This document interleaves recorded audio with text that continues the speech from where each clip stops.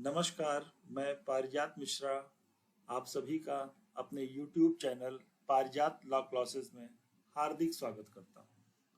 आज हम चर्चा करेंगे CPC के आदेश 9 की, जो पक्षकारों की उपसंजाति एवं अनुपसंजाति यानी उपस्थिति एवं अनुपस्थिति के परिणाम की चर्चा करती है।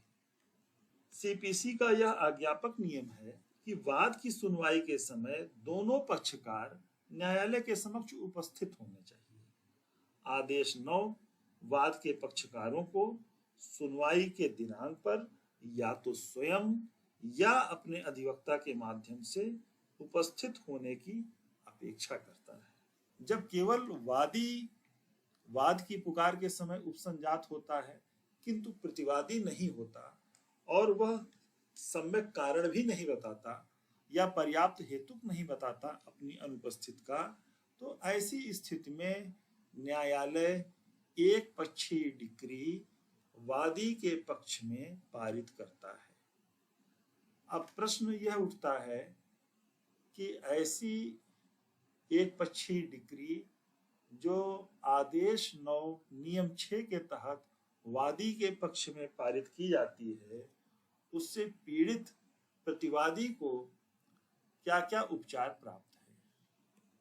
तो जो पहला उपचार प्रतिवादी को प्राप्त है वह डिक्री को अपास्त कराने हेतु प्रतिवादी प्रार्थना पत्र दे सकता है CPC के आदेश 9 नियम 13 सपठित नियम 14 के तहत, जिसे हम रिस्टोरेशन एप्लीकेशन भी कहते हैं। और यह प्रार्थना पत्र उसी न्यायालय में दिया जाता है जिस न्यायालय द्वारा एक पक्षीय डिक्री पारित की जाती है। यदि प्रतिवादी का प्रार्थना पत्र जो कि आदेश 9 नियम 13 के तहत दिया जाता है वो खारिज हो जाए तो आदेश 43 नियम 1D के तहत अपील कर सकेगा।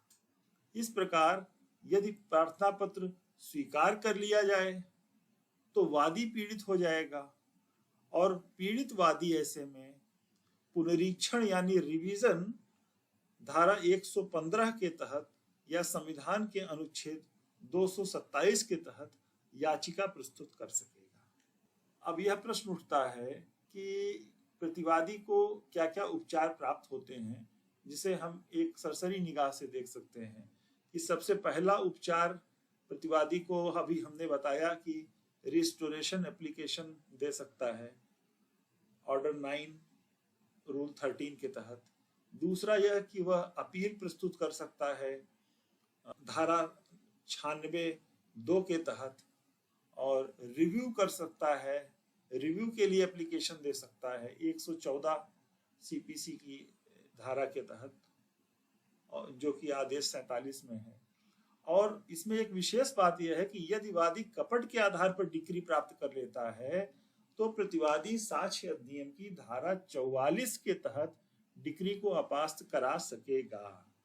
यह न्यायिक निर्णयों द्वारा प्रतिपादित किया गया था, जिसमें एक मुख्य न्यायिक निर्णय है Rupchand versus Raghuvanshi private limited 1964। इस प्रकार आज हमने यह देखा कि CPC के आदेश 9 नियम 6 के तहत यदि वादी उपस्थित हो और प्रतिवादी अनुपस्थित हो तो वाद के क्या परिणाम होते हैं, और इस संबंध में न्यायालय द्वारा जो भी आदेश वादी या प्रतिवादी के विरुद्ध पारित किए जाते हैं उनके विरुद्ध उन्हें क्या क्या उपचार प्राप्त होते हैं।